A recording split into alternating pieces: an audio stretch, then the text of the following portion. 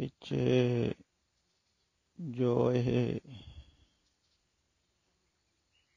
Video ਰਿਕਾਰਡਿੰਗਾਂ ਪਾਈਆਂ ਹੋਈਆਂ ਹਨ, ਕਿਹਾ ਵੀ ਜਾਂਦਾ ਹੈ, ਫਿਰ ਵੀ ਰਹਿ ਨਹੀਂ ਹੁੰਦਾ।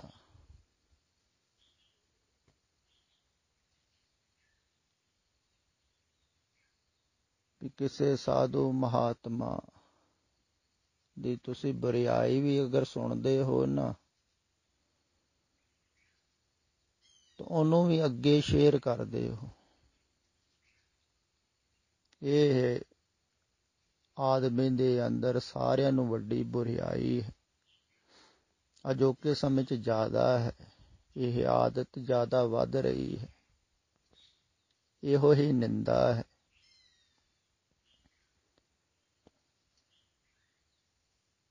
ਕਿਸੇ ਦੇ ਔਗਣ, ਕਿਸੇ ਦੀ ਬੁਰਿਆਈ ਤੁਸੀਂ ਜਦੋਂ ਸੁਣਦੇ ਹੋ, ਤੇ ਜਿਹੜਾ ਰਿਕਾਰਡਿੰਗ ਕਰ ਰਿਹਾ ਹੈ ਪੱਤਰਕਾਰ, ਉਹ ਵੀ ਇਸੇ ਕਰਕੇ ਕਰ ਰਿਹਾ ਹੈ। ਤੇ ਬੁਰਿਆਈ ਦੀਆਂ, ਨਿੰਦਾ ਦੀਆਂ ਰਿਕਾਰਡਿੰਗਾਂ ਜ਼ਿਆਦੀਆਂ ਚੱਲਦੀਆਂ ਹਨ। ਲੋਕ ਜ਼ਿਆਦਾ ਸ਼ੇਅਰ ਕਰਦੇ ਹਨ, ਮਜ਼ਾ ਲੈਂਦੇ ਹਨ ਦੂਸਰੇ ਦੀ ਨਿੰਦਾ ਕਰਕੇ। ਅਜੇ ਜਿਹਦੇ ਦੇ ਵਿੱਚ ਉਪਦੇਸ਼ ਹੈ,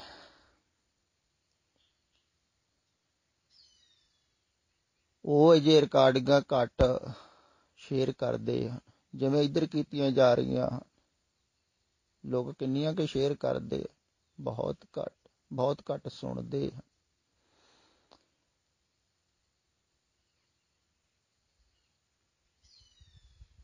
ਤੇ ਫਿਰ ਦੂਸਰੀ ਗੱਲ ਇਹ ਹੈ ਵੀ ਇਹੋ ਜਿਹੀਆਂ ਰਿਕਾਰਡਿੰਗਾਂ ਤੁਸੀਂ ਸੁਣੋਗੇ ਤੇ ਇਹਦੇ ਨਾਲ ਵਿਚਾਰ ਵਧਣਗੇ,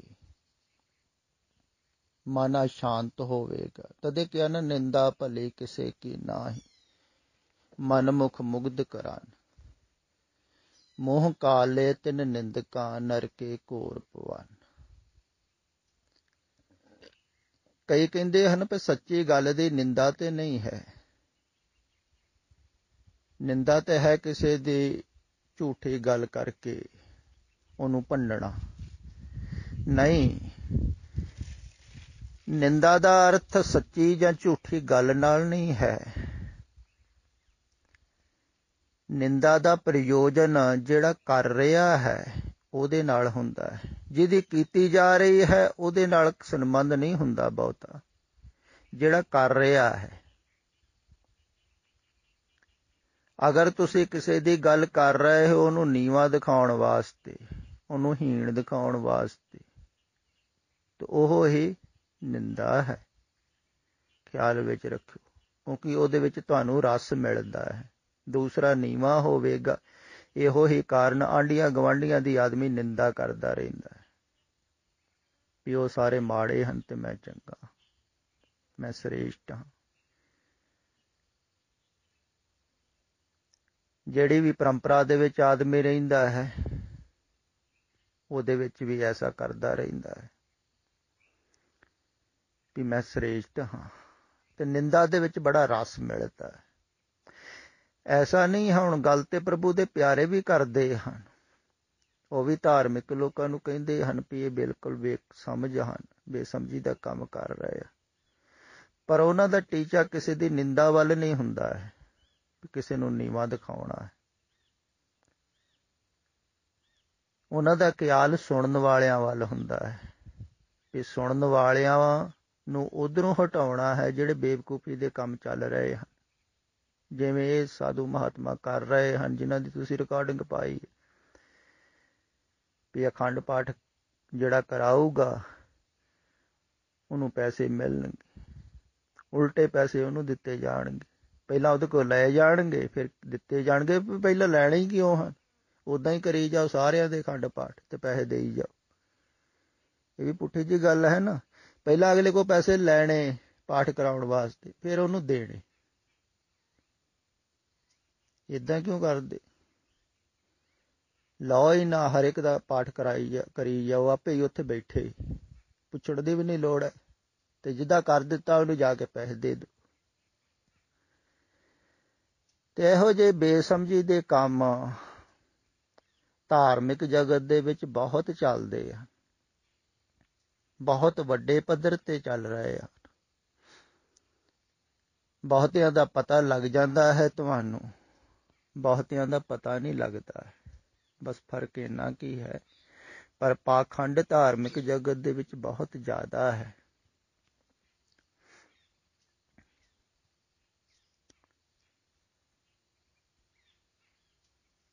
ਕਿਉਂਕਿ ਬਹੁਤ ਸਾਰੇ ਲੋਕ ਜਿਹੜੇ ਹਨ ਉਹ ਬਾਹਰ ਮੁਖੀ ਹਨ, ਤੋ ਪਖੰਡੀਆਂ ਦੇ ਨਾਲ ਜੁੜਨਗੇ ਹੀ ਜੁੜਨਗੇ। ਹੁਣ ਜਿਹਨੂੰ ਮਾਇਆ ਦੀ ਇੱਛਾ ਹੈ, ਧਨ ਦੀ ਇੱਛਾ ਹੈ, ਜ਼ਿਆਦਾਤਰ ਹੈ ਹੀ ਲੋਕਾਂ ਨੂੰ। ਹੁਣ ਜਿਨ੍ਹਾਂ ਦਾ ਕਾਰੋਬਾਰ ਨਹੀਂ ਚੱਲ ਰਿਹਾ, ਘਰ ਦੇ ਵਿੱਚ ਕੁਝ ਖਾਣ ਨੂੰ ਨਹੀਂ, ਲੋੜਾਂ ਪੂਰੀਆਂ ਨਹੀਂ ਹੋ ਰਹੀਆਂ, ਤੋ ਸੋਚਦਾ ਹੀ ਹੈ ਨਾ ਧਨ ਬਾਰੇ, ਤੋ ਐਸੇ ਪਖੰਡੀਆਂ ਕੋ ਚਲੇ ਜਾਂਦਾ ਹੈ। ਬਹੁਤ ਲੋਕ ਜਾ ਰਹੇ ਹਨ, ਧਾਰਮਿਕ ਸਥਾਨਾਂ ਤੇ ਵੀ ਜਾਂਦੇ, ਅਰਦਾਸਾਂ ਕਰਾਉਂਦੇ ਹਨ, ਬਾਬਾ ਕਿਰਪਾ ਕਰੀ, ਬਰਕਤ ਪਾਈ, ਵਾਧਾ ਪਾਈ, ਕਾਰੋਬਾਰਾਂ 'ਚ ਵਾਧਾ ਪਾਈ। ਕੀ ਕਹਿ ਰਹੇ ਹਨ? ਉਹ ਧਨ ਹੀ ਮੰਗ ਰਹੇ, ਹੋਰ ਕਾਰੋਬਾਰ ਚੱਲਣ, ਹੋਰ ਧੰਦਾ ਚੱਲੇ। ਕਿਉਂਕਿ ਸੰਸਾਰ ਦੇ ਵਿੱਚ ਜੀਣ ਵਾਸਤੇ ਧਨ ਜ਼ਰੂਰੀ ਹੈ। ਤੁਸੀਂ ਪਰਿਵਾਰਾਂ ਦੇ ਵਿੱਚ ਰਹਿੰਦੇ ਹੋ, ਤੁਹਾਨੂੰ ਵੀ ਪਤਾ ਹੈ, ਰੋਜ਼ ਸੁਣਦੇ ਹੋ ਵੀ ਹੋ, ਤਾਂ ਵੀ ਧਨ ਦੀ ਆਕਾਂਸ਼ਾ ਛੁੱਟਦੀ ਥੋੜ੍ਹੀ ਹੈ ਤੁਹਾਡੀ। ਇਹ ਜ਼ਰੂਰ ਹੈ ਗੁਰਦੁਆਰੇ ਜਾ ਕੇ ਅਰਦਾਸ ਨਹੀਂ ਕਰਦੇ ਹੋ ਤੁਸੀਂ ਧਨ ਵਾਸਤੇ, ਬਹੁਤੇ ਨਹੀਂ ਕਰਦੇ ਹਨ, ਪਰ ਅੰਦਰੋਂ ਤੇ ਆਕਾਂਸ਼ਾ ਬੜੀ ਰਹਿੰਦੀ ਹੈ ਨਾ, ਵੀ ਇਹ ਨਾ ਹੋਵੇ ਵੀ ਲੋੜਾਂ ਵੀ ਪੂਰੀਆਂ ਨਾ ਹੋਣ, ਕੀ ਕਰਾਂਗੇ। ਬਹੁਤ ਔਖਾ ਹੋ ਜਾਂਦਾ ਹੈ ਸੰਸਾਰ ਵਿੱਚ। ਤੇ ਜ਼ਿਆਦਾਤਰ ਸੰਸਾਰੀ ਲੋਕ ਇਹ ਸੰਸਾਰਿਕ ਪਦਾਰਥਾਂ ਵਾਸਤੇ ਜੁੜੇ ਹੋਏ ਹਨ, ਧਾਰਮਿਕ ਸਥਾਨਾਂ ਨਾਲ, ਧਾਰਮਿਕ ਲੋਕਾਂ ਨਾਲ।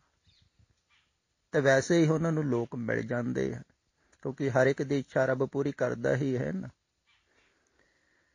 ਤੁਸੀਂ ਸੁਣਿਆ ਹੀ ਹੈ ਨਾ ਵੀ ਰੱਬ ਹਰ ਇੱਕ ਦੀ ਇੱਛਾ ਭਾਵਨਾ ਪੂਰੀ ਕਰਦਾ ਹੈ।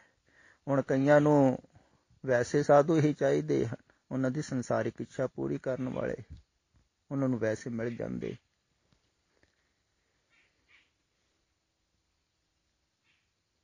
ਤੇ ਜੈਸਾ ਸੌਦਾ ਖਰੀਦਣ ਵਾਲੇ ਹੁੰਦੇ ਹਨ ਨਾ, ਵੈਸਾ ਸੌਦਾ ਵੇਚਣ ਵਾਲੇ ਵੀ ਮਿਲ ਜਾਂਦੇ ਹਨ। ਜੈਸੇ ਗਾਹਕ ਹੁੰਦੇ ਹਨ, ਤੇ ਵੈਸੇ ਹੀ ਉਹਨਾਂ ਨੂੰ ਸੌਦਾ ਵੇਚਣ ਵਾਲੇ ਵੀ ਮਿਲ ਜਾਂਦੇ ਹਨ। ਤੇ ਝੂਠਾ ਸੌਦਾ ਖਰੀਦਣ ਵਾਲੇ ਬਹੁਤ ਹਨ, ਝੂਠਾ ਸੌਦਾ ਵੇਚਣ ਵਾਲੇ ਜ਼ਿਆਦਾਤਰ ਉਹ ਹੀ ਹਨ।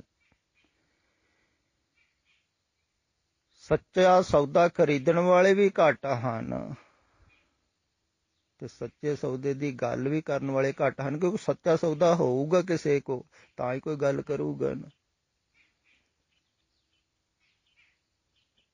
ਕਿਨਹੀ ਬਣਜਿਆ ਕਾਂਸ਼ੀ ਤਾਂਬਾ, ਕਿਨਹੀ ਲੌਂਗ ਸੁਪਾਰੀ, ਸੰਤੋਹ ਬਣਜਿਆ ਨਾਮ ਗੋਬਿੰਦ ਕਾ, ਨਿਭੀ ਖੇਪ ਹਮਾਰੀ।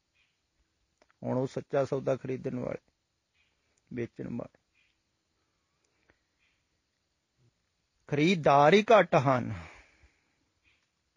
ਬਹੁਤ ਘੱਟ ਹਨ। ਖਿਆਲ ਵਿੱਚ ਰੱਖੋ, ਸੱਚਾ ਸੌਦਾ ਕੌਣ ਖਰੀਦਣਾ ਚਾਹੁੰਦਾ? ਤੁਸੀਂ ਆਪ ਸੋਚੋ, ਥੋੜ੍ਹੀ ਜਿਹੀ ਰਿਸਰਚ ਕਰਕੇ ਵੀ ਦੇਖ ਸਕਦੇ ਹੋ। ਲੋਕਾਂ ਨੂੰ ਜਾ ਕੇ ਪੁੱਛੋ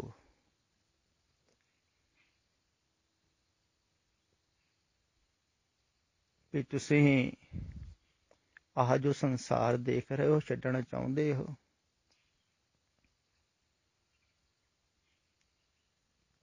ਇਹਦੇ ਵੱਲੋਂ ਧਿਆਨ ਹਟਾਉਣਾ ਚਾਹੁੰਦੇ ਹੋ, ਜਾਂ ਮੁਕਤ ਹੋਣਾ ਚਾਹੁੰਦੇ ਹੋ? ਇੱਕੋ ਹੀ ਗੱਲ ਹੈ, ਸੰਸਾਰ ਤੋਂ ਹੀ ਮੁਕਤ ਹੋਣਾ ਹੈ। ਕੋਈ ਵੀ ਨਹੀਂ ਹਾਮੀ ਭਰੇਗਾ। ਤੁਸੀਂ ਆਪ ਸੋਚੋ, ਤੁਸੀਂ ਵੀ ਰਹਿ ਰਹੇ ਹੋ, ਤੁਸੀਂ 100% ਧਿਆਨ ਛੱਡਣ ਨੂੰ ਤਿਆਰ ਹੋ ਸੰਸਾਰ ਵਿੱਚ? ਕੌਣ ਛੱਡਣ ਨੂੰ ਤਿਆਰ ਹੈ?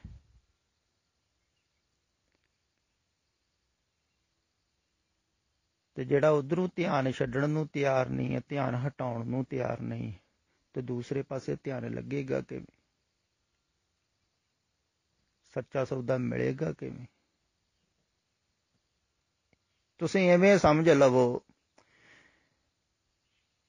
ਜਿਵੇਂ ਬੁੱਲੇ ਸ਼ਾਹ ਦਾ ਬੜਾ ਹੀ ਪ੍ਰਸਿੱਧ ਬਚਨ ਹੈ, ਇੱਧਰੋਂ ਪੁੱਟਣਾ ਤੇ ਇੱਧਰ ਲਾਉਣਾ, ਬੁੱਲਿਆ ਰੱਬ ਦਾ ਕੀ ਪਾਉਣਾ। ਵੀ ਇੱਧਰੋਂ ਪੁੱਟਣਾ ਤੇ ਇੱਧਰ ਲਾਉਣਾ। ਜਿਵੇਂ ਜ਼ਿਮੀਂਦਾਰ ਤੁਸੀਂ ਅਕਸਰ ਦੇਖਿਆ ਹੋਵੇਗਾ, ਝੋਨਾ ਲਾਉਂਦੇ ਹਨ ਤੇ ਝੋਨੇ ਦੀ ਪਹਿਲਾਂ ਪਨੀਰੀ ਬੀਜ ਲੈਂਦੇ ਹਨ, ਹੋਰ ਵੀ ਕਈ ਫਸਲਾਂ ਦੀ ਪਨੀਰੀ ਬੀਜਣੀ ਪੈਂਦੀ ਹੈ। ਤੋ ਜਦੋਂ ਛੋਟੇ ਛੋਟੇ ਬੂਟੇ ਹੋ ਜਾਂਦੇ ਹਨ, ਉਹਨਾਂ ਨੂੰ ਪੁੱਟ ਕੇ ਫਿਰ ਦੂਸਰੀ ਜਗ੍ਹਾ ਲਾਉਂਦੇ ਹਨ।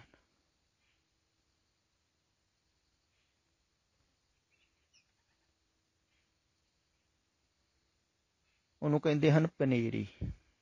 ਪਨੀਰੀ ਤਿਆਰ ਕਰ ਲਈ, ਛੋਟੇ ਛੋਟੇ ਪੌਦੇ ਤਿਆਰ ਕਰ ਲਏ, ਉਹਨਾਂ ਨੂੰ ਪੱਟ ਕੇ ਫਿਰ ਜ਼ਿਮੀਂਦਾਰ ਖੇਤਾਂ ਦੇ ਵਿੱਚ ਲਾਉਂਦੇ ਹਨ। ਪਹਿਲਾਂ ਥੋੜ੍ਹੀ ਜਗ੍ਹਾ 'ਚ ਹੁੰਦੀ ਹੈ ਪਨੀਰੀ, ਸੰਘਣੀ ਹੁੰਦੀ ਹੈ, ਛੋਟੇ ਛੋਟੇ ਬੂਟੇ। ਫਿਰ ਜ਼ਿਮੀਂਦਾਰ ਪਹਿਲਾਂ ਖੇਤ ਤਿਆਰ ਕਰਦੇ ਹਨ ਉਹ ਪਨੀਰੀ ਲਾਉਣ ਵਾਸਤੇ। ਉਹਨੂੰ ਚੰਗੀ ਤਰ੍ਹਾਂ ਤਿਆਰ ਕੀਤਾ ਜਾਂਦਾ ਹੈ, ਘਾਹ ਫੂਸ ਚੁਣਿਆ ਜਾਂਦਾ ਹੈ, ਵਾਹਿਆ ਜਾਂਦਾ ਹੈ, ਐ ਨਰਮ ਕੀਤਾ ਜਾਂਦਾ ਹੈ ਜਿਹਦੇ ਵਿੱਚ ਜੜ ਲੱਗ ਸਕੇ,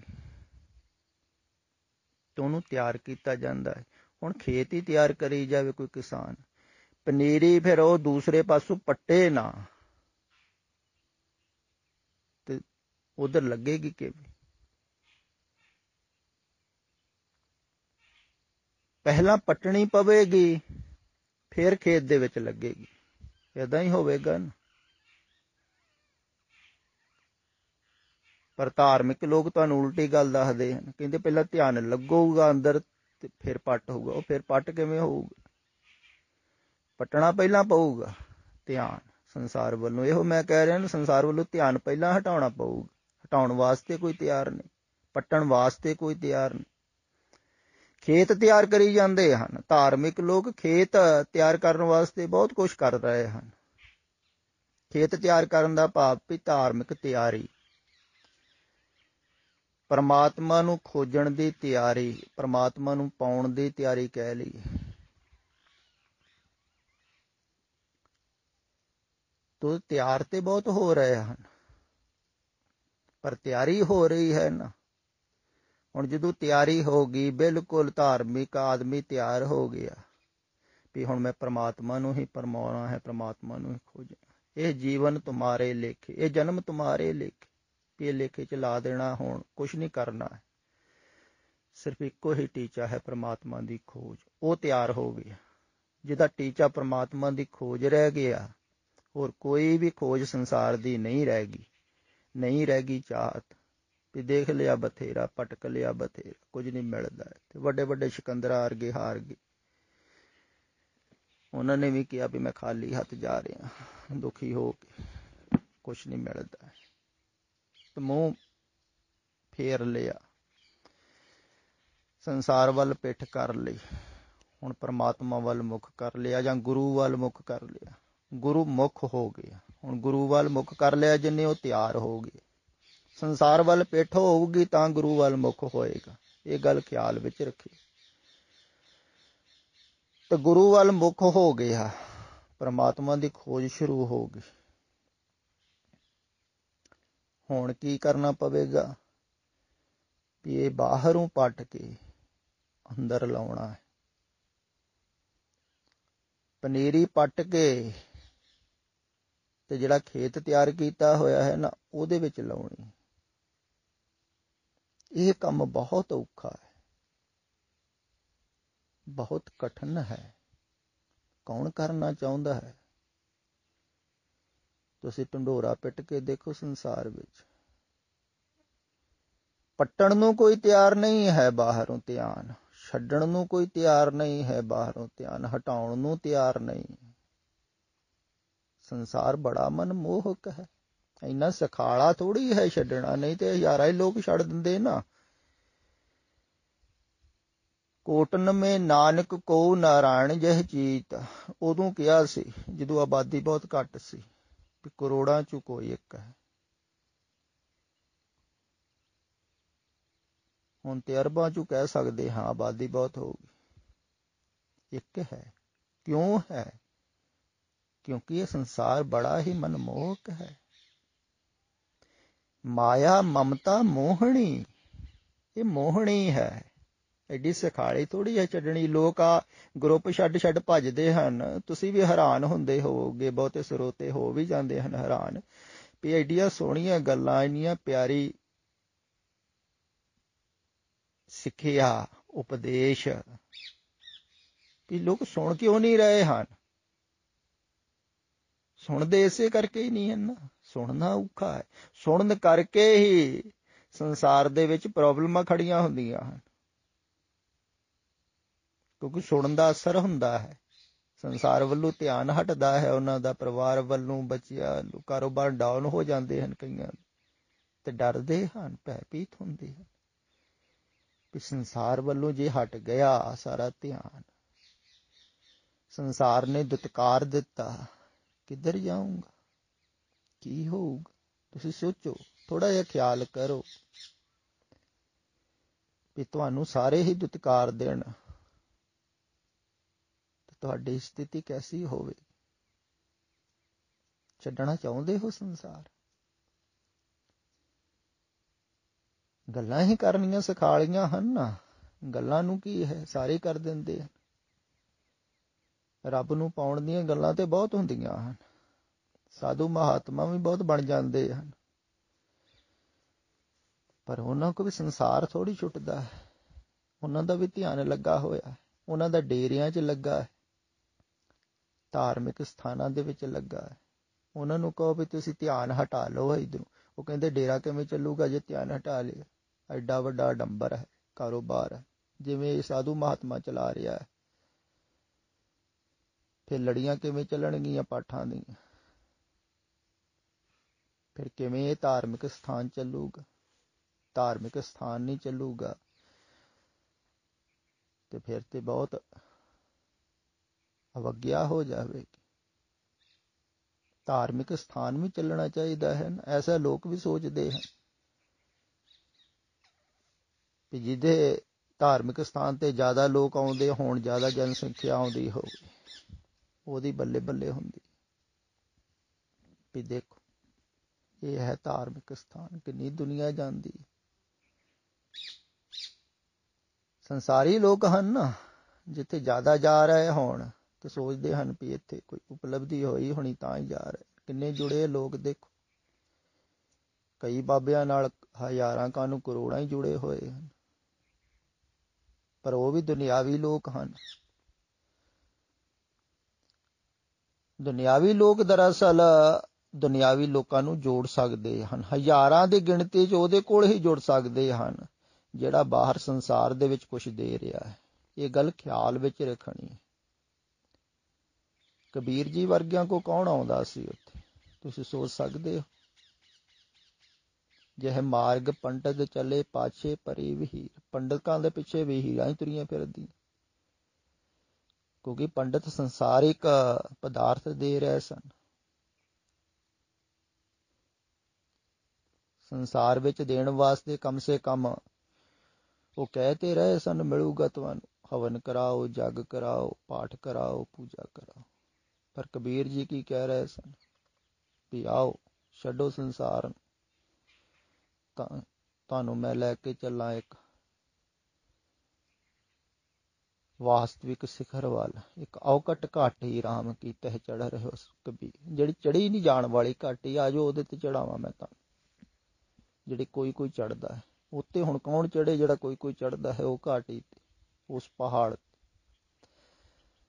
ਸੰਸਾਰ ਵੱਲ ਜਾਣਾ ਸਖਾਲਾ ਹੈ, ਇਹੋ ਕਬੀਰ ਜੀ ਕਹਿ ਰਹੇ ਹਨ। ਔਕਟ ਘਾਟੀ ਦਾ ਭਾਵ ਵੀ ਉਧਰ ਨੂੰ ਜਾਣਾ ਬੜਾ ਹੀ ਔਖਾ ਹੈ, ਚੜ੍ਹਾਈ ਵਰਗਾ ਹੈ, ਜਿਵੇਂ ਕੋਈ ਐਵਰੈਸਟ ਦੀ ਚੜ੍ਹਾਈ ਚੜ੍ਹੇ, ਪਰ ਉਹ ਵੀ ਸਖਾਲੀ ਹੈ, ਉਹ ਬਾਹਰ ਦੀ ਹੈ।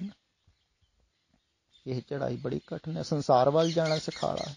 ਸੰਸਾਰ ਬੜਾ ਹੀ ਮਨਮੋਹਕ ਹੈ। ਮਾਇਆ ਮਮਤਾ ਮੋਹਣੀ, ਮੋਹਣੀ ਹੈ, ਵੱਖ ਵੱਖ ਰੂਪਾਂ ਨਾਲ ਮੋਹ ਰਹੀ ਹੈ ਤੁਹਾਨੂੰ। ਤੁਸੀਂ ਵਾਰ-ਵਾਰ ਖਿਆਲ ਵੀ ਕਰਦੇ ਹੋ, ਕਈ ਕਰ ਵੀ ਰਹੇ ਹਨ, ਧਿਆਨ ਲਾਉਣ ਦੀ ਕੋਸ਼ਿਸ਼ ਵੀ ਕਰਦੇ ਹਨ, ਫਿਰ ਭਟਕ ਜਾਂਦਾ ਹੈ ਬਾਹਰ ਧਿਆਨ। ਵੱਖ-ਵੱਖ ਰੂਪਾਂ ਦੇ ਵਿੱਚ ਮੋਹਦੀ ਹੈ। ਬੱਚਿਆਂ ਦੇ ਰੂਪਾਂ ਦੇ ਵਿੱਚ, ਪਤੀ ਪਤਨੀ ਦੇ ਰੂਪਾਂ ਦੇ ਵਿੱਚ, ਘਰ ਪਰਿਵਾਰ ਦੇ ਰੂਪਾਂ ਦੇ ਵਿੱਚ। ਬਾਹਰ ਕਿੰਨੇ ਤਰ੍ਹਾਂ ਦੇ ਪਦਾਰਥ ਹਨ, ਕਿੰਨਾ ਕੁਛ ਹੈ ਸੰਸਾਰ ਦੇ ਵਿੱਚ ਮੋਹਣ ਵਾਸਤੇ। ਨੌਜਵਾਨ ਇਸੇ ਕਰਕੇ ਮੋਹਿਆ ਜਾਂਦਾ ਹੈ ਨਾ। ਵਿਦੇਸ਼ਾਂ ਦੇ ਵਿੱਚ ਕੋਠੀਆਂ ਦੇਖ ਕੇ, ਉੱਚੀਆਂ ਉੱਚੀਆਂ ਬਿਲਡਿੰਗਾਂ ਦੇਖ ਕੇ ਸੁਪਨੇ ਲੈਂਦਾ ਹੈ ਮੈਂ ਵੀ ਜਾਵਾਂ, ਉਹਨਾਂ ਬਿਲਡਿੰਗਾਂ 'ਚ ਰਹਾਂ, ਵੈਸੇ ਸੁੱਖ ਮਾਣਾ, ਵੈਸੀਆਂ ਮੋਟਰ ਗੱਡੀਆਂ 'ਚ ਘੁੰਮਾਂ। ਵਾਸ਼ਨਾ ਪੈਦਾ ਹੁੰਦੀ ਹੈ ਨਾ ਦੇਖ ਕੇ। ਅਜੋਕੇ ਸਮੇਂ 'ਚ ਵਾਸ਼ਨਾ ਪੈਦਾ ਕਰ ਵੀ ਬਹੁਤ ਰਹੇ ਹਨ ਲੋਕ। ਆਹ ਦੇਖੋ, ਇਹ ਚੈਨਲਾਂ ਤੇ ਬਹੁਤ ਆ ਰਹੀਆਂ ਹਨ ਐਸੀਆਂ ਮਸ਼ਹੂਰੀਆਂ ਵੀ ਵਧੀਆ ਵਧੀਆ ਘਰ, ਵਧੀਆ ਵਧੀਆ ਮਹਿਲ, ਵਧੀਆ ਵਧੀਆ ਕੋਠੀਆਂ, ਤੇ ਅਮੀਰਾਂ ਦੇ ਸੁੱਖਾਂ ਦਾ ਬਿਆਨ ਵੀ ਬਹੁਤ ਕਰਦੇ ਹਨ ਉਹ। ਧਿਆਨ ਜਦੋਂ ਬੱਚਾ ਜਾਂ ਨੌਜਵਾਨ ਸੁਣਦਾ ਹੈ, ਦੇਖਦਾ ਹੈ, ਤਾਂ ਉਹਦੀ ਆਕਾਂਸ਼ਾ ਪੈਦਾ ਹੁੰਦੀ ਹੈ ਮੈਂ ਵੀ ਰਵਾਂ, ਮੇਰੇ ਕੋ ਵੀ ਹੋਵੇ ਐਸਾ। ਵਾਸ਼ਨਾ ਪੈਦਾ ਕਰਨ ਵਾਲਾ ਅਜੋਕੇ ਸਮੇਂ 'ਚ ਬਹੁਤ ਜ਼ਿਆਦਾ ਹੈ ਸਿਸਟਮ। ਸਾਰਿਆਂ ਨੂੰ ਜ਼ਿਆਦਾ ਤੇ ਇਹਦੇ ਤੇ ਹੋ ਰਹੀ ਹੈ ਜੋ ਸੋਸ਼ਲ ਮੀਡੀਆ ਹੈ। ਕਾਮ ਵਾਸ਼ਨਾ ਇਹਦੇ ਦੁਆਰਾ ਬੜੀ ਪੈਦਾ ਹੁੰਦੀ ਹੈ, ਛੋਟੇ ਛੋਟੇ ਬੱਚਿਆਂ 'ਚ ਹੋ ਰਹੀ ਹੈ। ਕਿਉਂ ਹੋ ਰਹੀ ਹੈ? ਫਿਲਮਾਂ ਦੇਖ ਕੇ, ਇਹਦੇ ਵਿੱਚ ਜੋ ਦੇਖਦੇ ਹਨ ਤਾਂ ਉਹਦਾ ਆਕਰਸ਼ਣ ਤੇ ਹੈ ਹੀ ਨਾ। ਉਤੋਂ ਵਾਸ਼ਨਾ ਪੈਦਾ ਬੜੀ ਛੇਤੀ ਹੋ ਰਹੀ ਹੈ। ਪੁਰਾਣੇ ਸਮੇਂ 'ਚ ਐਡੀ ਛੋਟੀ ਉਮਰ 'ਚ ਨਹੀਂ ਸੀ ਬੱਚਿਆਂ 'ਚ ਵਾਸ਼ਨਾ ਪੈਦਾ, ਅਜੋਕੇ ਸਮੇਂ 'ਚ ਜ਼ਿਆਦਾ ਹੋ ਰਹੀ ਹੈ ਸੋਸ਼ਲ ਮੀਡੀਆ ਕਰਕੇ। ਤੇ ਇੱਦਾਂ ਹੀ ਪਦਾਰਥਾਂ ਦੀ ਵਾਸ਼ਨਾ, ਮੋਟਰਾਂ ਗੱਡੀਆਂ ਦੀ ਵਾਸ਼ਨਾ, ਟੈਲੀਫੋਨ ਮਹਿੰਗੇ ਤੋਂ ਮਹਿੰਗਾ ਬੱਚਾ ਚਾਹੁੰਦਾ ਹੈ, ਮੰਗਦਾ ਹੈ। ਦੇਖੋ ਕਿੱਥੋਂ ਵਾਸ਼ਨਾ ਪੈਦਾ ਹੋ ਗਈ। ਇੱਦਾਂ ਹੀ ਹੋ ਰਹੀ ਹੈ ਨਾ ਸੋਸ਼ਲ ਮੀਡੀਆ 'ਚ। ਨਵੀਆਂ ਨਵੀਆਂ ਖਵਾਇਸ਼ਾਂ ਕਰ ਰਿਹਾ ਹੈ ਬੱਚਾ, ਤੇ ਬੜੀ ਮਨਮੋਹਣ ਹੀ ਹੈ। ਦੇਖੋ ਛੋਟੀ ਉਮਰ ਦੇ ਵਿੱਚ ਹੀ ਕਿੰਨਾ ਮੋਹ ਲੈਂਦੀ, ਤੇ ਮੋਹਣ ਦੇ ਬਹੁਤ ਉਪਾਅ ਹੈ ਚਾਰੋਂ ਤਰਫ। ਸਭ ਮੋਹ ਰਹੇ ਹਨ ਤੁਹਾਨੂੰ, ਸਭ ਖਿੱਚ ਰਹੇ ਹਨ ਸੰਸਾਰ ਵੱਲੋਂ। ਇਉਂ ਕਹਿ ਲਈਏ ਵੀ ਜਿੰਨੇ ਵੀ ਸੰਸਾਰੀ ਹਨ ਨਾ, ਚਾਰ ਚੁਫੇਰੇ ਤੁਹਾਡੇ ਆਪਣੇ ਹਨ ਜਾਂ ਕੋਈ ਵੀ ਹੈ, ਉਹ ਸਭ ਖਿੱਚ ਦਾ ਕੰਮ ਕਰਦੇ ਹਨ। ਇਹੋ ਹੀ ਜਾਲ ਹੈ। ਤੁਸੀਂ ਫਸੇ ਹੋਏ ਹੋ ਇੱਕ ਜਾਲ ਦੇ ਵਿੱਚ, ਸਭ ਖਿੱਚ ਰਹੇ ਹਨ। ਧਾਰਮਿਕ ਲੋਕ ਆਪਣੇ ਵੱਲੋਂ ਖਿੱਚ ਰਹੇ ਹਨ, ਉਹ ਕਹਿੰਦੇ ਸਾਡੀ ਸੁਣੋ। ਦੁਨਿਆਵੀ ਲੋਕ ਆਪਣੇ ਵੱਲ ਨੂੰ ਖਿੱਚ ਰਹੇ ਹਨ, ਕਾਰੋਬਾਰਾਂ ਵਾਲੇ ਆਪਣੇ ਵੱਲ ਨੂੰ ਖਿੱਚ ਰਹੇ, ਸਾਡਾ ਕਾਰੋਬਾਰ ਦੇਖੋ, ਸਾਡਾ ਕਾਰੋਬਾਰ ਕਰੋ। ਆ ਫਿਲਮਾਂ ਵਾਲੇ ਆਪਣੇ ਵੱਲ ਨੂੰ ਖਿੱਚ ਰਹੇ, ਸਾਡੀਆਂ ਫਿਲਮਾਂ ਦੇਖੋ, ਕਿਉਂਕਿ ਫਿਲਮਾਂ ਦੇਖੋਗੇ ਤਾਂ ਉਹਨਾਂ ਦਾ ਕੰਮ ਚੱਲੇਗਾ। ਆ ਟੀਵੀ ਚੈਨਲ ਵਾਲੇ ਤੁਹਾਨੂੰ ਆਪਣੇ ਵੱਲ ਨੂੰ ਖਿੱਚਦੇ ਹਨ ਵੀ ਸਾਡਾ ਚੈਨਲ ਤਾਂ ਚੱਲੂਗਾ ਜੇ ਤੁਸੀਂ ਦੇਖੋਗੇ। ਦੇਖੋ ਆ ਸੋਸ਼ਲ ਮੀਡੀਆ ਤੇ ਜਿੰਨੇ ਵੀ ਚੈਨਲ ਚੱਲ ਰਹੇ ਹਨ, ਸਭ ਖਿੱਚ ਰਹੇ ਹਨ ਆਪਣੇ ਵੱਲ ਨੂੰ ਵੀ ਸਾਡਾ ਦੇਖੋ। ਚਾਰ ਸਪੇਰੋਂ ਖਿਚਾਵ ਹੈ। ਕਿੱਥੋਂ ਕਿੱਥੋਂ ਬਚੋਗੇ ਤੁਸੀਂ? ਕਿਹੜੇ ਕਿਹੜੇ ਪੱਖ ਤੋਂ ਬਚੋਗੇ? ਬਹੁਤ ਸਾਰੇ ਬਚਣ ਦੀ ਕੋਸ਼ਿਸ਼ ਵੀ ਕਰਦੇ ਹਨ, ਕਈ ਸੰਸਾਰ ਤੋਂ ਨਿਕਲਦੇ ਵੀ ਹਨ। ਪੁਰਾਣੇ ਸਮਿਆਂ 'ਚ ਵੀ ਨਿਕਲਦੇ ਸਨ, ਸੰਸਾਰ ਨੂੰ ਛੱਡ ਕੇ ਬਾਹਰ ਚਲੇ ਗਏ। ਪਰ ਬਾਹਰ ਇਕਾਂਤ 'ਚ ਜਦੋਂ ਬੈਠਦੇ ਹਨ, ਫਿਰ ਸੰਸਾਰ ਦੀ ਜ਼ਿਆਦਾ ਯਾਦ ਆਉਂਦੀ ਹੈ। ਕਈ ਸੋਚਦੇ ਹਨ ਵੀ ਇੱਕਦਮ ਹੀ ਛੱਡ ਕੇ ਹੀ ਚਲੇ ਜਾਣਗੇ, ਪਰ ਹੁੰਦਾ ਨਹੀਂ ਐਸਾ। ਬੜੀ ਯਾਦ ਆਵੇਗੀ ਫਿਰ ਸੰਸਾਰ ਦੀ, ਚੇਤਾ ਆਉਂਦਾ ਹੈ, ਸੰਸਾਰ ਖਿੱਚਦਾ ਹੈ ਫਿਰ ਆਪਣੇ। ਇਕਾਂਤ ਦੇ ਵਿੱਚ ਇੱਕਦਮ ਤੁਸੀਂ ਟਿਕ ਨਹੀਂ ਸਕਦੇ ਹੋ ਪਹਿਲੇ ਪੈਰ, ਬਹੁਤ ਕਠਿਨ ਹੋਵੇਗਾ। ਤੇ ਉਹ ਕਠਿਨਾਈ ਤੋਂ ਆਦਮੀ ਡਰਦਾ ਹੈ, ਕਈ ਭੱਜ ਜਾਂਦੇ ਹਨ, ਉਹ ਕਠਿਨਾਈ ਨੂੰ ਪਾਰ ਨਹੀਂ ਕਰਦੇ। ਪਹਿਲਾਂ ਊਬ ਆਵੇਗੀ ਇਕਾਂਤ ਦੇ ਵਿੱਚ, ਬੇਚੈਨ ਹੋਵੇਗਾ, ਮਨ ਅੱਕੇਗਾ। ਕਿ ਜਿਵੇਂ ਤੁਸੀਂ ਆਪ ਸੋਚੋ, ਅਗਰ ਤੁਸੀਂ ਇਕੱਲੇ ਹੋ, ਘਰ ਦੇ ਵਿੱਚ ਕੁਛ ਵੀ ਨਾ ਹੋਵੇ, ਲਾਈਟ ਵੀ ਨਾ ਆਉਂਦੀ ਹੋਵੇ, ਕੁਛ ਚੱਲਦਾ ਵੀ ਨਾ ਹੋਵੇ, ਤੁਸੀਂ ਅੱਕ ਜਾਂਦੇ ਹੋ ਘਰ ਦੇ ਵਿੱਚ। ਕਹਿੰਦੇ ਨਾ ਮੈਂ ਬੋਰ ਹੋ ਗਿਆ, ਅੱਕ ਗਿਆ। ਤੇ ਏਦਾਂ ਹੀ ਪਹਿਲਾਂ ਅੱਕਣਾ ਹੋਵੇਗਾ, ਥੱਕਣਾ ਹੋਵੇਗਾ,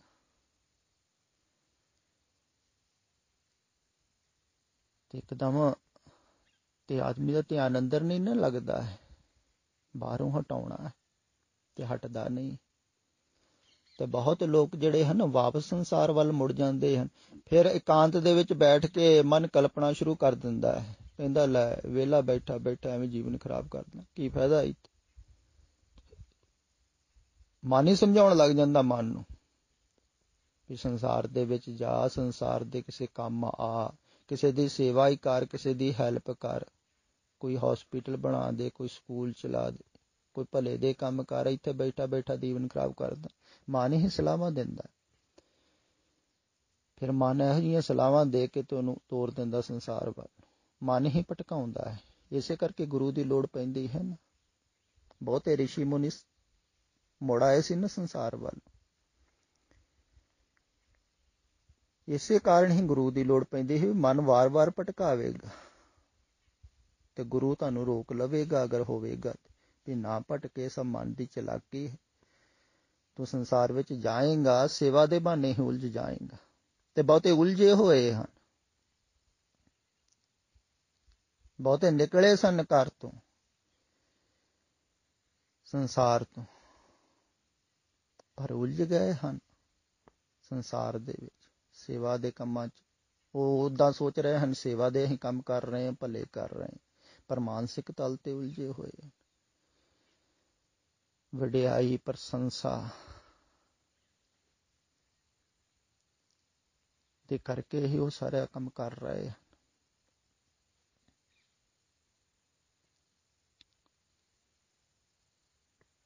ਤੇ ਫਿਰ ਮਾਇਆ ਜਿਹੜੀ ਮੋਹ ਲੈਂਦੀ ਹੈ, ਦੇਖੋ ਧਾਰਮਿਕ ਢੰਗ ਦੇ ਨਾਲ ਵੀ ਮਾਇਆ ਮੋਹਦੀ ਹੈ, ਸੰਸਾਰ ਦੇ ਢੰਗ ਨਾਲ ਤੇ ਮੋਹਦੀ ਹੈ, ਧਾਰਮਿਕ ਢੰਗ ਦੇ ਨਾਲ ਵੀ ਮੋਹ ਲੈਂਦੀ ਹੈ। ਖਿਆਲ ਵਿੱਚ ਰੱਖਣ ਯੋਗ ਹੈ। ਉਹ ਕਹਿੰਦੀ ਹੈ ਤੈਨੂੰ ਮੈਂ ਧਾਰਮਿਕ ਬਣਾਉਣੀ ਆ, ਤੂੰ ਸੇਵਾ ਕਰ, ਤੇ ਸੇਵਾ ਕਰਕੇ ਪ੍ਰਸ਼ੰਸਾ ਖੱਟ, ਬੱਲੇ ਬੱਲੇ ਖੱਟ, ਤੂੰ ਮਹਾਨ ਸੇਵਾਦਾਰ ਹੈ, ਮਹਾਨ। ਧਾਰਮਿਕ ਆਗੂ ਬੜੀ ਪ੍ਰਸ਼ੰਸਾ ਕਰਦੇ ਹਨ।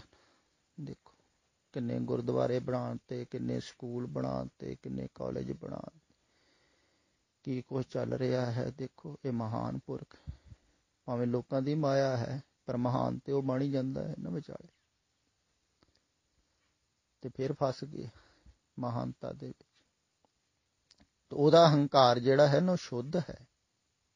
ਇਹ ਸੰਸਾਰੀ ਦਾ ਅਸ਼ੁੱਧ ਹੰਕਾਰ ਹੈ ਤੇ ਧਾਰਮਿਕ ਦਾ ਸ਼ੁੱਧ ਹੋ ਜਾਂਦਾ ਹੈ। ਜਿਵੇਂ ਕਹਿ ਲਈਏ ਵੀ ਇੱਕ ਲੋਹੇ ਦੀਆਂ ਬੇੜੀਆਂ ਦੇ ਵਿੱਚ ਜਕੜਿਆ ਹੋਇਆ ਹੈ, ਇੱਕ ਸੋਨੇ ਦੀਆਂ ਬੇੜੀਆਂ। ਧਾਰਮਿਕ ਬੰਦਾ ਸੋਨੇ ਦੀਆਂ ਬੇੜੀਆਂ ਦੇ ਵਿੱਚ ਜਕੜਿਆ ਜਾਂਦਾ ਹੈ ਧਾਰਮਿਕ ਢੰਗ ਦੇ ਨਾਲ। ਉਹਦਾ ਫਿਰ ਲਾਉਣ ਨੂੰ ਵੀ ਚਿੱਤ ਨਹੀਂ ਕਰਦਾ ਹੈ ਵੀ ਸੋਨੇ ਦੀਆਂ ਕੀਮਤੀ ਕੌਣ ਲਾਵੇ, ਹੀਰੇ ਜੜਤ। ਤੇ ਧਾਰਮਿਕ ਲੋਕ ਵੀ ਓਦਾਂ ਹੀ ਫਸੇ ਹੋਏ ਹਨ। 99% ਫਸੇ ਹੋਏ ਹਨ, ਤੁਹਾਨੂੰ ਨਹੀਂ ਪਤਾ ਲੱਗ ਰਿਹਾ।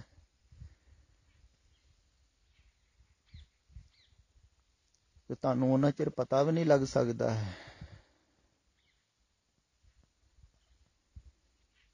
ਜਿੰਨਾ ਚਿਰ ਤੁਸੀਂ ਇਹ ਸੰਸਾਰ ਤੋਂ ਮੁਕਤ ਨਾ ਹੋ। ਖਿਆਲ ਵਿੱਚ ਰੱਖਣ ਯੋਗ ਹੈ ਵੀ, ਉਹਨਾਂ ਚਿਰ ਤੁਹਾਨੂੰ ਪਤਾ ਨਹੀਂ ਲੱਗ ਸਕਦਾ ਹੈ ਵੀ ਕੌਣ ਮੁਕਤ ਹੈ, ਕੌਣ ਫਸਿਆ ਹੋਇਆ। ਜਿੰਨਾ ਚਿਰ ਸੰਸਾਰ ਤੋਂ ਬਾਹਰ ਨਾ ਨਿਕਲੋ ਉਹਨਾਂ ਚਿਰ ਤੁਹਾਨੂੰ ਕੋਈ ਨਹੀਂ ਪਤਾ ਲੱਗੇਗਾ।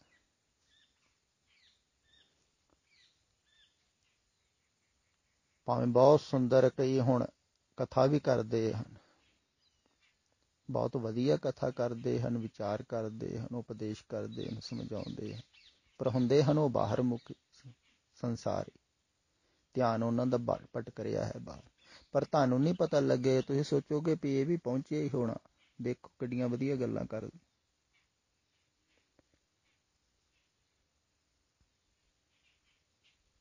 ਤੁਹਾਨੂੰ ਪਤਾ ਹੀ ਨਹੀਂ ਲੱਗੇਗਾ ਵੀ ਉਹ ਵਾਸਤਵਿਕ ਦੇ ਵਿੱਚ ਯਾਦ ਕੀਤੀਆਂ ਹੋਈਆਂ। ਸੁਣ ਸੁਣ ਕੇ ਕਈ ਯਾਦ ਕਰ ਲੈਂਦੇ ਹਨ। ਆਹੀ ਰਿਕਾਰਡਿੰਗਾਂ ਬਹੁਤ ਸੁਣਦੇ ਹਨ ਕਥਾਵਾਚਕ ਪ੍ਰਚਾਰਕ, ਦੱਸਦੇ ਨਹੀਂ ਹਨ ਨਾ ਕਿਸੇ ਨੂੰ, ਗੁਪਤ ਰੱਖਦੇ ਹਨ। ਸੁਣ ਸੁਣ ਕੇ ਫਿਰ ਅੱਗੇ ਉਹ ਪ੍ਰਚਾਰ ਕਰਦੇ, ਉਸ ਢੰਗ ਨਾਲ ਹੀ ਕਰਦੇ ਤੇ ਲੋਕਾਂ ਨੂੰ ਪਤਾ ਹੀ ਨਹੀਂ ਲੱਗਦਾ। ਕਿਉਂਕਿ ਲੋਕ ਵੀ ਬਾਹਰ ਹਨ ਤੇ ਬਾਹਰੋਂ ਸੁਣ ਕੇ ਤੇ ਲੱਗਦਾ ਹੈ ਵੀ ਬਹੁਤ ਵਧੀਆ ਉਪਦੇਸ਼, ਚੰਗਾ। ਤੇ ਬਾਹਰੋਂ ਨਹੀਂ ਪਤਾ ਲੱਗਦਾ ਅਸਲੀ ਤੇ ਨਕਲੀ ਦਾ।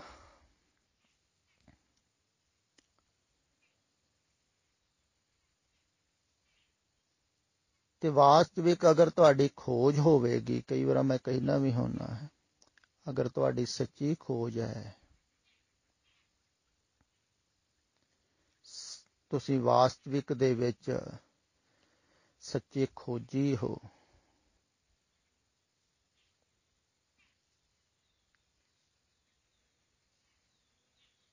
ਜਾਂ ਵਾਸਤਵਿਕ ਦੇ ਵਿੱਚ ਤੁਸੀਂ ਸੱਤ ਦਾ ਵਣਜ ਕਰਨਾ ਹੈ, ਤੇ ਤੁਸੀਂ ਸੱਚ ਵੱਲ ਜਾਓਗੇ, ਸੱਤਵਾਦੀਆਂ ਕੋਲ ਜਾਓਗੇ।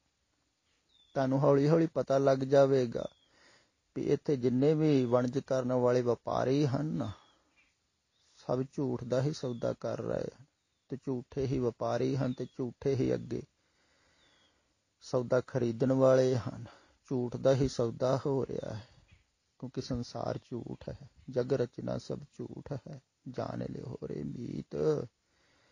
ਝੂਠ ਹੈ ਤੇ ਝੂਠ ਦੇ ਹੀ ਸੌਦੇ ਚੱਲ ਰਹੇ ਹਨ। ਪਰ ਅਗਰ ਤੁਸੀਂ ਸੱਚ ਦੇ ਵਪਾਰੀ ਹੋਏ ਤਾਂ ਜਾਣੋ, ਤਾਂ ਤੁਸੀਂ ਉੱਧਰੋਂ ਮੁੜੋ। ਤੇ ਝੂਠੇ ਵਪਾਰੀਆਂ ਦੀ ਬਹੁਤੀ ਚਰਚਾ ਵੀ ਨਾ ਕਰੋ, ਬਹੁਤਾ ਸੁਣਿਆ ਵੀ ਨਾ ਕਰੋ, ਕਿਉਂਕਿ ਇਹਨਾਂ ਦੀ ਵਿਚਾਰਧਾਰਾ ਤੁਹਾਡੇ ਅੰਦਰ ਫਿਰ ਘੁੰਮਦੀ ਰਹੇਗੀ। ਕੌਣ ਕੌਣ ਬੁਰਾ ਹੈ, ਤੁਸੀਂ ਇਹੋ ਹੀ ਸੋਚਦੇ ਰਹੋਗੇ। ਤੁਸੀਂ ਆਪ ਬੁਰਿਆਈ ਚੋਂ ਨਿਕਲਣਾ ਹੈ। ਕਿਸੇ ਦੇ ਪੱਖ ਵਿੱਚ ਨਾ ਸੋਚੋ ਕੌਣ ਬੁਰਾ ਹੈ, ਕੌਣ ਮਹਾਤਮਾ ਕਿੱਦਾਂ ਦਾ ਹੈ। ਕੋਈ ਕਿੱਦਾਂ ਦਾ ਵੀ ਹੋਵੇ, ਹਜ਼ਾਰਾਂ ਕਿਸਮ ਦੇ ਮਹਾਤਮਾ ਹਨ, ਹਜ਼ਾਰਾਂ ਕਿਸਮ ਦੇ ਪਖੰਡ ਚੱਲ ਰਹੇ ਹਨ ਧਾਰਮਿਕ ਜਗਤ। ਸਿੱਖਾਂ 'ਚ ਨਹੀਂ, ਹਰ ਧਰਮ ਦੇ ਵਿੱਚ ਚੱਲ ਰਹੇ। ਬਹੁਤ ਬੇਸਮਝੀ ਦੇ ਕਰਮ ਵੀ ਚੱਲ ਰਹੇ ਹਨ, ਮੂੜਤਾ ਦੇ, ਉਹ ਵੀ ਲੋਕ ਕਰੀ ਜਾਂਦੇ। ਪਰ ਤੁਸੀਂ ਸਾਰਿਆਂ ਨੂੰ ਹਟਾ ਵੀ ਨਹੀਂ ਸਕਦੇ, ਹਟ ਵੀ ਨਹੀਂ ਸਕਦੇ। ਹੁਣ ਜਿਨ੍ਹਾਂ ਨੂੰ ਮਜ਼ਾ ਆ ਰਿਹਾ ਹੋਵੇ, ਰਸ ਮਿਲ ਰਿਹਾ ਹੋਵੇ, ਉਸ ਕਰਮ ਦੇ ਵਿੱਚ ਪ੍ਰਭਤਾ ਮਿਲ ਰਹੀ ਹੈ, ਧਨ ਮਿਲ ਰਹੀ ਹੈ, ਉਹ ਹਟ ਥੋੜ੍ਹੀ ਸਕਦੇ। ਤੋ ਨਹੀਂ ਹਟ ਸਕਦੇ ਹਨ ਜਿਹੜੇ ਲੱਗੇ ਹੋਏ ਹਨ। ਪਰ ਤੁਸੀਂ ਉਹਨਾਂ ਤੋਂ ਹਟ ਜਾਓ, ਵਧੀਆ ਹੈ। ਨਹੀਂ ਤੇ ਉਹਨਾਂ ਬਾਰੇ ਹੀ ਸੋਚਦੇ ਸੋਚਦੇ ਉਹਨਾਂ ਵਰਗੇ ਹੀ ਹੋ ਜਾਓਗੇ। ਤੇ ਬਹੁਤਾ ਇੱਧਰ ਉੱਧਰ ਦੀਆਂ ਨਾ ਸੁਣਿਆ ਕਰੋ ਤੇ ਨਾ ਹੀ ਪਾਇਆ ਕਰੋ। ਸ਼ਾਂਤ ਹੋਵੋਗੇ।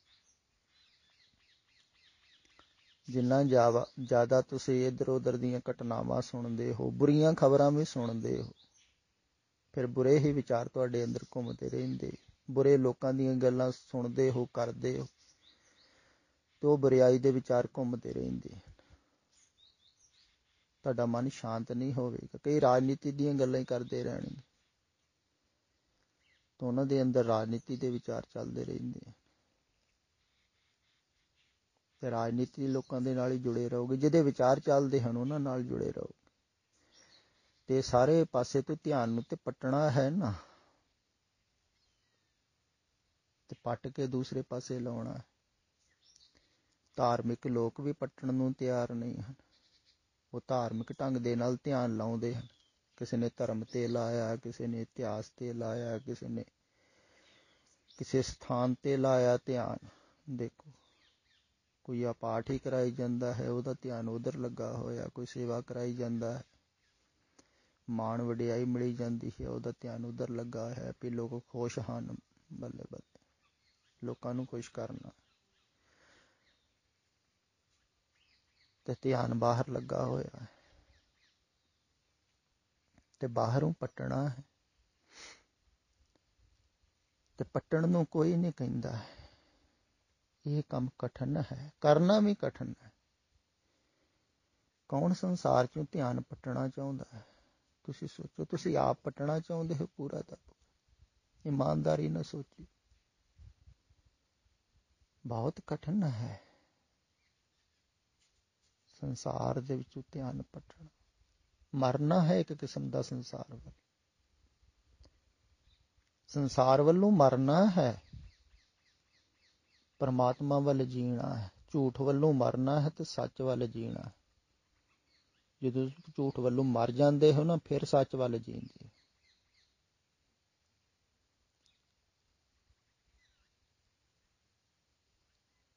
ਇਸੇ ਕਰਕੇ ਕਿਹਾ ਹੈ ਨਾ, ਮਨ ਮਰੈ ਧਾਤ ਮਰ ਜਾਏ, ਬਿਨ ਮਨ ਮੂਏ ਕੈਸੇ ਹਰਿ ਪਾਏ। ਮਨ ਦਾ ਮਰਨਾ ਤੇ ਤੁਹਾਡਾ ਮਰਨਾ, ਕਿਉਂਕਿ ਤੁਸੀਂ ਮਨ ਦੇ ਤਲ ਤੇ ਜੀ ਰਹੇ ਹੋ, ਤੁਸੀਂ ਟੋਟਲ ਹੀ ਮਰੋਗੇ। ਜੋ ਵੀ ਤੁਹਾਡਾ ਹੋਂਦ ਹੈ, ਸੋਚ ਰਹੇ ਹੋ ਤੁਸੀਂ, ਭਾਵੇਂ ਧਾਰਮਿਕ ਵੀ ਹੋ, ਪੂਰੇ ਦੇ ਪੂਰੇ ਹੀ ਮਰੋਗੇ। ਤਦੇ ਮੈਂ ਕਿਹਾ ਹੈ ਨਾ ਵੀ ਸੰਸਾਰ ਵੱਲੋਂ ਤੇ ਮਰਨਾ ਹੈ, ਧਰਮ ਵੱਲੋਂ ਵੀ ਮਰਨਾ ਹੈ। ਜੋ ਵੀ ਤੁਸੀਂ ਸੋਚ ਰਹੇ ਹੋ ਉਹ ਵਾਸਤਵਿਕ ਨਹੀਂ ਹੈ, ਜੋ ਤੁਸੀਂ ਮੰਨੀ ਬੈਠੇ ਹੋ ਉਹ ਵੀ ਵਾਸਤਵਿਕ ਨਹੀਂ ਹੈ, ਉਹ ਸਭ ਮਨ ਦਾ ਹੀ ਹੈ। ਜੋ ਟੋਟਲ ਹੀ ਮਨ ਦਾ ਛੱਡਣਾ ਹੈ, ਮਨ ਦਾ ਮਰਨਾ ਕਹਿ ਲਈ। ਮਨ ਮਰ ਗਿਆ ਤੇ ਦੌੜ ਖਤਮ, ਫਿਰ ਆਦਮੀ ਮਰ ਗਿਆ। ਜਦੋਂ ਹੈ ਹੀ ਨਹੀਂ ਆਦਮੀ, ਫਿਰ ਦੌੜ ਖਤਮ ਹੋਵੇਗੀ। ਤੇ ਸੰਸਾਰ ਵੱਲੋਂ ਮਰਨਾ ਹੈ, ਪਹਿਲਾ ਮਰਨ ਕਬੂਲ, ਜੀਵਨ ਕੀ ਛੱਡ ਆਸ। ਇਹ ਕਠਨ ਹੈ, ਇਹ ਪੰਕਤੀ ਪੜ੍ਹ ਲੈਣੀ ਬੜੀ ਸਿਖਾਲੀ ਹੈ। ਕੌਣ ਮਰਨਾ ਚਾਹੁੰਦਾ ਸੰਸਾਰ ਵੱਲ? ਜੀਵਨ ਦੀ ਆਸਾ ਕੌਣ ਛੱਡਣਾ ਚਾਹੁੰਦਾ ਕਿ ਮੈਂ ਜੀਣਾ ਨਹੀਂ ਚਾਹੁੰਦਾ? ਉਹੋ ਹੀ ਮਰਨਾ ਚਾਹਵੇਗਾ ਨਾ। ਸੰਸਾਰ ਵਿੱਚ ਜੀਣਾ ਨਹੀਂ ਚਾਹੁੰਦਾ ਹਾਂ ਮੈਂ, ਉਹ ਮਰਨਾ ਚਾਹਵੇਗਾ। ਉਹ ਸਬਨ ਕੀ ਰੇਣਕਾ ਤਾਓ ਆਓ ਹਮਾਰੇ ਪਾਸ।